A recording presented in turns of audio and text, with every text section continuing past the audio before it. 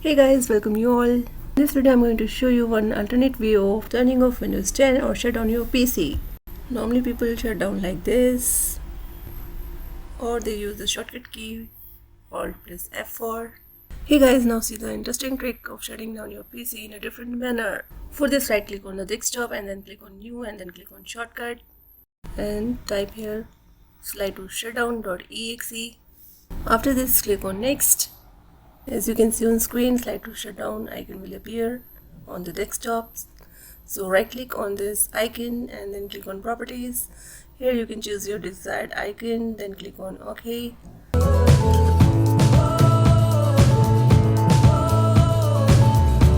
Double click on this icon. Now slide to shut down your PC will flash on screen. When you will click on this, your PC will get shut down and you will be able to turn off Windows 10. This was the alternate way of shutting down your PC. And hey, those are visiting this channel for the first time, don't forget to subscribe the channel. Social media links are written in the description and the comment below. See you in the next video. Until then, goodbye and good luck.